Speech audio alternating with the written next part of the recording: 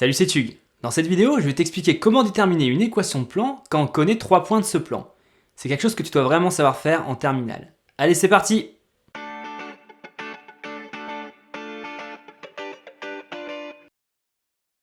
Alors le cours de terminale nous dit que par 3 points non alignés passe un unique plan P. Ça veut dire quoi? Ça veut dire que si on connaît 3 points non alignés, c'est-à-dire 3 points qui ne peuvent pas être mis sur une même droite, eh bien on définit un unique plan P. Alors un plan P dans l'espace est défini par une équation cartésienne, donc de la forme AX plus BY plus CZ plus D égale 0 avec ABC non tous nuls. Alors ça veut dire quoi? Ça veut dire qu'il ne faut pas que A, B et C soient tous les 3 égaux à 0. Si on a 2 sur les 3 qui sont égaux à 0, c'est pas grave, mais il ne faut surtout pas que tous les 3 soient égaux à 0, sinon on a juste l'équation D égale 0, et ça définit pas du tout un plan. Alors très important, on parle d'une équation cartésienne et pas de l'équation cartésienne. Pourquoi? Parce qu'en fait, pour un même plan, il y a une infinité d'équations cartésiennes qui conviennent. Par exemple, le plan de coordonnées x plus 2y plus 3z plus 4 égale 0 a également pour équation cartésienne 2x plus 4y plus 6z plus 8 égale 0. Qu'est-ce que j'ai fait là? J'ai multiplié tous les coefficients par 2. Les coefficients sont donc proportionnels. On a donc conservé la proportionnalité. Donc tant qu'on multiplie par un même nombre tous les coefficients, on va conserver le même plan. Donc tu peux retenir qu'en fait il y a une infinité d'équations cartésiennes pour un même plan. Quand tu connais une équation cartésienne pour un plan et que tu veux trouver une autre équation cartésienne, il suffit de multiplier par n'importe quel réel. Donc ça c'est assez pratique quand on veut simplifier une équation cartésienne. Par exemple quand on a des fractions avec que des coefficients sur 6, il suffit de multiplier tous les coefficients par 6 et il n'y aura plus de fractions. Alors chose à retenir, si AX plus BY plus CZ plus D égale 0 est une équation cartésienne d'un plan P, alors on peut dire que le vecteur de coordonnées A, B et C est un vecteur normal au plan P. Donc si on prend le plan de tout à l'heure, x plus 2y plus 3z plus 4 égale 0, on peut dire que le vecteur n de coordonnées 1, 2, 3, donc c'est bien A, B et C que j'ai pris dans le vecteur, donc 1, 2, 3, est un vecteur normal au plan P. Avant d'attaquer les exercices, on va voir rapidement d'où vient cette équation cartésienne AX plus BY plus CZ plus D égale 0. Supposons que le point M de coordonnées x, y, z appartienne au plan P. Dans ce cas, si le point A appartient au plan P, on pourra dire que les vecteurs AM et N seront orthogonaux, puisque N c'est un vecteur normal au plan P. Donc AM, ça sera 2 points du plan P. Donc forcément le vecteur AM appartient au plan P, et vu que le vecteur N il est orthogonal au plan P, il est orthogonal à tout vecteur du plan P, donc en particulier N est orthogonal au vecteur AM. Donc puisque les vecteurs AM et N sont orthogonaux, le produit scalaire de AM par N va être égal à 0. Alors on va pouvoir développer ce produit scalaire, donc les coordonnées du vecteur AM c'est x moins xa, y moins yk et z moins za. Et les coordonnées du vecteur n c'est a, b et c. Alors il faut bien se souvenir que quand on fait un produit scalaire dans l'espace, on multiplie entre elles les abscisses, on additionne donc le produit des ordonnées entre elles et on additionne encore le produit des cotes entre elles. Donc ici l'abscisse de AM c'est x moins xa, donc on multiplie par l'abscisse de n, c'est-à-dire a. Ensuite, on fait ordonnée fois ordonnée, donc y moins yk fois b, et cote fois cote, donc z moins za fois c. Et tout ça, bien sûr, ça va être égal à 0, puisqu'on a dit que le produit scalaire était égal à 0, vu que AM et N sont orthogonaux. On développe le tout, ça fait AX plus BY plus CZ, plus entre parenthèses, moins AXA, moins BYK, moins CZA. Et tout ça, c'est égal à 0. Alors ce qu'on remarque, c'est que ce qui est dans la parenthèse, c'est une constante, parce qu'il n'y a ni x, ni y, ni z dedans. En fait, xa, yk et za, c'est les coordonnées du point A, donc c'est des nombres, c'est pas du tout des variables. Donc puisque ce qui est dans la parenthèse, c'est un nombre, on peut l'appeler d. Et donc on obtient une équation de la forme ax plus by plus cz plus d égale 0. Exercice 1, déterminer une équation du plan P passant par les points A de coordonnées 2, 1, moins 1, B de coordonnées 0, 2, 3 et C de coordonnées 4, 1, moins 2. on sait qu'une équation du plan P est de la forme ax plus by plus cz plus d égale 0, avec a, b, c et d des réels. Maintenant, il faut qu'on trouve a, b, c et d. Alors, première chose à faire, c'est d'écrire un système. Donc on remplace x, y et z dans la première ligne par les coordonnées de a. Donc on multiplie l'abscisse de a par a, donc ça fait 2a, plus l'ordonnée de a fois b, donc 1 fois b, c'est-à-dire plus b, plus la cote de a fois c, donc moins c. Et on ajoute d égale 0. Pareil pour la deuxième ligne avec b, donc on fait l'abscisse de b fois a, donc 0 fois a, plus l'ordonnée de b fois b, donc 2 fois b, c'est-à-dire 2b, plus la cote de b fois c, donc plus 3c, plus d égale 0. Et pour la troisième ligne, on utilise les coordonnées de c, donc l'abscisse de c c'est 4, donc 4 fois a, plus l'ordonnée de c fois b, donc plus 1 fois b, c'est-à-dire plus b, plus la cote de c fois c, donc plus moins 2 fois c, c'est-à-dire moins 2c, et comme toujours, on ajoute plus d égale 0. Alors là, on va regarder si on peut pas simplifier des lignes entre elles. Alors je te laisse regarder un petit peu le système. Est-ce que tu vois pas de lignes qui peuvent un petit peu se simplifier? Ce qu'on remarque, c'est que dans la troisième ligne, les coefficients du a et du c sont 2 fois plus gros que ceux de la première ligne. Donc 2a se transforme en 4a et moins c se transforme en moins 2c. Donc ce qu'on va faire, c'est qu'on va remplacer la troisième ligne par L3 moins 2L1 pour éliminer les a et les c. Donc les deux premières lignes, on n'y touche pas, et la troisième ligne, on la remplace par la troisième ligne moins 2 fois la première ligne. Donc en A, ça donne 4A moins 2 fois 2A, donc 4A moins 4A, c'est-à-dire 0A, c'est ce qu'on voulait obtenir. En B, on a B moins 2B, c'est-à-dire moins B. En C, on a moins 2C moins 2C, c'est-à-dire moins 2C plus 2C, donc 0C, c'était le but de l'opération. Et en D, on a D moins 2D, c'est-à-dire moins D. Et les 0, ils ne bougent pas, bien sûr. 0 moins 2 fois 0, ça fait toujours 0. Donc on obtient moins B moins D égale 0. Donc je récapitule, pour l'instant, on a un système avec 2A plus B moins C plus D égale 0, 2B plus 3C plus D égale 0, et moins B moins D égale 0. Bon, assez simplement, on va multiplier la troisième ligne par moins 1. Comme ça, on aura B plus D égale 0. Alors, petit rappel par rapport à ce que j'ai raconté tout à l'heure, les coefficients dans une équation cartésienne de plan sont proportionnels. Ça veut dire quoi? Ça veut dire que si on connaît des coefficients A, B, C et D pour une équation cartésienne du plan P, on peut très bien les multiplier par 2, par 3, par moins 4, par tous les réels qu'on veut. Ça correspondra toujours au même plan P. Donc, on peut très bien définir une valeur pour D. Donc ici, on va définir D égale à 1. Et une fois qu'on a défini D égale à 1, on va essayer d'en déduire les valeurs de A, B et C. Donc imagine, si avec D égale à 1, à la fin on obtient, je dis n'importe quoi, A égale 2, B égale 3 et C égale 4, si on avait pris D égale à 2, on aurait trouvé A égale 4, B égale 6 et C égale 8. En fait, tout aurait été multiplié par 2, puisque tout est proportionnel. En tout cas, ce qu'il faut que tu retiennes là, c'est que tu peux choisir une valeur pour D, tu prends celle que tu veux. Donc ici, on va prendre D égale à 1. Et ensuite, on calcule A, B et C. Alors, ce qu'on va pouvoir calculer tout de suite, c'est la valeur de B, puisque si D vaut 1, en passant le D de l'autre côté, on a B égale moins D, c'est-à-dire B égale moins 1. Dans la deuxième ligne, on va pouvoir remplacer B par moins 1, donc 2B est égal à moins 2. Et on peut aussi remplacer D par 1, donc on obtient moins 2 plus 3C plus 1 égale 0. Mais on peut aussi remplacer B et D dans la première ligne, donc on obtient 2A moins 1 moins C plus 1 égale 0.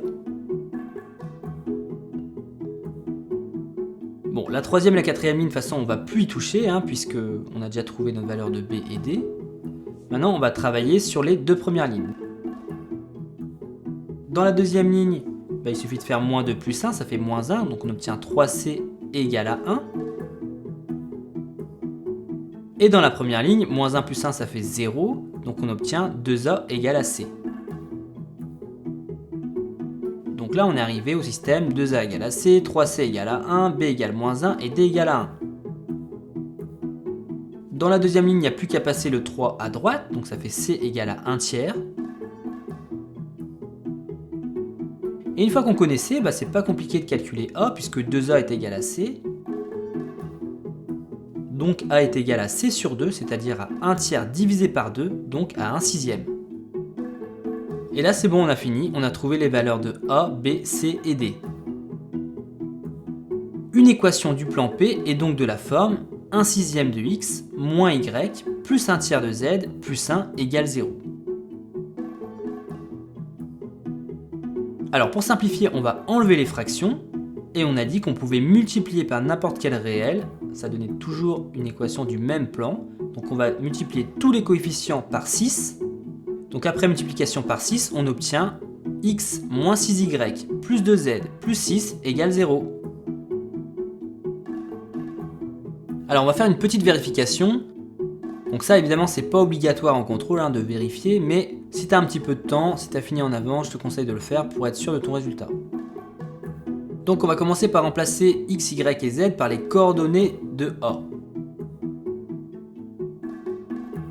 Donc xa moins 6ya plus 2za plus 6, c'est égal à 2 moins 6 fois 1 plus 2 fois moins 1, donc moins 2, plus 6. Et on voit bien qu'on a 2 moins 2 qui s'annule et moins 6 plus 6 qui s'annule, donc ça donne 0. Les coordonnées du point A vérifient donc bien l'équation du plan P. Donc là c'est bon signe, A appartient au plan P. On va faire la même vérification pour les points B et C. Donc pour le point B, on calcule xb moins 6yb plus 2zb plus 6. Ça donne 0, moins 6 fois 2, plus 2 fois 3, plus 6. Donc 0, moins 12, plus 6, plus 6. Et ça, c'est égal à 0. Les coordonnées du point B vérifient l'équation cartésienne du plan P. Donc B appartient bien au plan P. Maintenant, on va vérifier que le point C appartient bien au plan P. Donc on calcule xc moins 6yc plus 2zc plus 6. C'est égal à 4 moins 6 fois 1, plus 2 fois moins 2, plus 6. Donc 4 moins 6, ça fait moins 2. Moins 2 plus moins 4, ça fait moins 6. Et moins 6 plus 6, ça fait 0. Donc les coordonnées du point C vérifient bien l'équation du plan P. Donc C appartient bien au plan P. Donc on a montré que les points A, B et C appartiennent bien au plan P. Donc l'équation qu'on a trouvée du plan P correspond bien à l'équation du plan qui passe par les 3 points A, B et C. Deuxième exercice, déterminer une équation du plan P passant par les points A de coordonnées 3, 1, 2, B de coordonnées 5, 4, 1 et C de coordonnées moins 3, 0, moins 1. Donc comme toujours, l'équation d'un plan P est de la forme ax plus by plus cz plus d égale 0 avec A, B, C et D des réels. Et petit rappel, A, B et C ne doivent pas être tous égaux à 0. Alors petit rappel par rapport à l'exercice 1, là c'est pareil, on va faire xa fois A plus YA fois B plus ZA fois C plus D égale 0.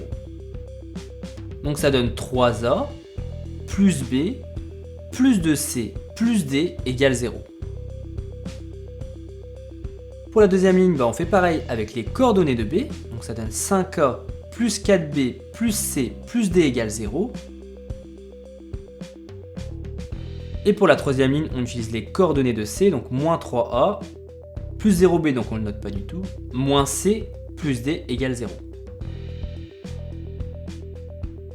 Donc on part de ce système et on va rajouter une ligne qui nous dit que D est égal à 1. Donc comme tout à l'heure, on peut choisir une valeur comme on veut pour D. Donc là je choisis 1 pour faciliter les calculs, tu peux faire un autre choix, c'est comme tu veux. Dans la troisième ligne, on va exprimer C en fonction du reste, donc on va passer le moins C de l'autre côté, donc ça fait C égale à moins 3A plus D, c'est-à-dire à moins 3A plus 1. Dans la deuxième ligne, on va pouvoir remplacer C et D, donc ça donne 5A plus 4B, plus C, c'est-à-dire moins 3A plus 1, et plus D, c'est-à-dire plus 1, égale 0. Pareil pour la première ligne, on va remplacer C et D, donc on obtient 3A plus B, plus 2 fois entre parenthèses moins 3A plus 1, plus 1 égale 0. Bon, la troisième et la quatrième ligne, pour l'instant, on n'y touche pas. On va juste simplifier les deux premières lignes. Dans la deuxième ligne, on peut simplifier les A. Donc 5A moins 3A, ça donne 2A. On obtient donc 2A plus 4B plus 2 égale 0. Et dans la première ligne, on va développer 2 fois la parenthèse. Donc ça fait 2 fois moins 3A, ça fait moins 6A. Plus 2 fois 1, c'est-à-dire plus 2. Ok, donc là, j'ai recopié le système qu'on vient d'obtenir. Alors là, ce qu'on va faire, c'est juste simplifier la première ligne. On va calculer ensemble les A et les constantes. Donc 3A moins 6A, ça fait moins 3A. Plus B, ça ne change pas. Et plus 2 plus 1, ça fait plus 3. Donc on obtient moins 3A plus B plus 3 égale 0. Et on ne touche pas aux 3 autres lignes pour l'instant. Donc là, ce qu'on peut faire dans la première ligne, c'est isoler le B. B va être égal à 3A moins 3. Et puisque B est égal à 3A moins 3, on va pouvoir remplacer B dans la deuxième ligne. Donc comme on avait 2A plus 4B plus 2, on va obtenir 2A plus 4 fois, entre parenthèses, 3A moins 3 plus 2 égale 0. On recopie le système de tout à l'heure. Et maintenant, ce qu'on va faire, c'est simplifier la deuxième ligne. Parce qu'on voit qu'il y a des A et des constantes qui vont pouvoir se simplifier. Donc si on développe tout ça, 4 fois 3A moins 3, ça fait 12A moins 12. 2A plus 12A, ça fait 14A. Et moins 12 plus 2, ça fait moins 10. On obtient donc 14A moins 10 égale 0. Donc on va pouvoir calculer A grâce à la deuxième ligne. Donc 14A est égal à 10. Donc A est égal à 10 sur 14. Et on peut diviser par 2 en haut et en bas. Donc A est égal à 5 sur 7. Et maintenant qu'on connaît A, on va pouvoir déterminer B et C également, puisque B et C sont exprimés en fonction de A. Donc B c'est égal à 3A moins 3, donc 3 fois 5 septièmes moins 3. Et C c'est égal à moins 3A plus 1, c'est-à-dire moins 3 fois 5 septièmes plus 1. Donc on calcule B, 3 fois 5 septièmes ça fait 15 septièmes, et moins 3 c'est moins 21 septièmes, donc on obtient 15 septièmes moins 21 septièmes, c'est-à-dire moins 6 septièmes. On va calculer également C, donc C c'est égal à moins 3 fois 5 septièmes plus 1, donc moins 15 septièmes plus 1, c'est-à-dire moins 15 septièmes plus 7 septièmes, donc moins 8 septièmes. Et c'est bon, on a trouvé les valeurs de A, B, C et D. Donc maintenant qu'on a les valeurs de A, B, C et D, on va pouvoir déterminer une équation cartésienne du plan P en remplaçant A, B, C et D dans notre équation de base. Ça donne donc 5 septièmes x, moins 6 septièmes y, moins 8 septièmes z, plus 1 égale 0. On voit qu'on peut tout multiplier par 7 pour enlever les fractions. Donc on obtient l'équation 5x moins 6y moins 8z plus 7 égale 0. Petite vérification, on commence par vérifier que le point A appartient bien au plan. Donc 5xa moins 6yk moins 8za plus 7, c'est égal à 5 fois 3 donc 15, moins 6 fois 1 donc moins 6, moins 8 fois 2 donc moins 16, plus 7. Alors 15 moins 6 c'est égal à 9, 9 moins 16 ça fait moins 7, et moins 7 plus 7 ça fait 0. Donc le point A appartient bien au plan P. On va vérifier la même chose pour B, donc 5xb moins 6yb moins 8zb plus 7.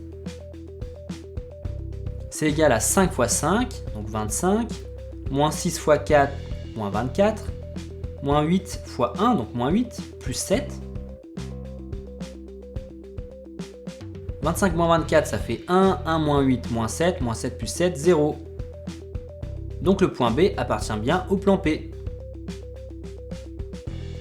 Et maintenant, on va vérifier que le point C appartient bien au plan P. Donc on va calculer 5xc moins 6yc moins 8zc plus 7, en espérant que ça fasse bien 0. 5xc, c'est 5 fois moins 3, donc moins 15. Moins 6yc, c'est moins 6 fois 0, donc 0. Moins 8zc, c'est moins 8 fois moins 1, donc plus 8. Et on rajoute le plus 7. Et on calcule le tout, moins 15 plus 0, bah ça fait moins 15, plus 8 ça fait moins 7 plus 7 ça fait bien 0. Donc le point C appartient bien au plan P. On a montré que les trois points A, B et C appartiennent tous les trois au plan P, donc l'équation cartésienne qu'on a déterminée est donc bien l'équation du plan P qui passe par les points A, B et C. Bon voilà, c'est la fin de cette vidéo. N'hésite pas à liker, et puis si tu as une question, n'hésite pas à la mettre en commentaire, hein, je lis les commentaires. Allez, salut!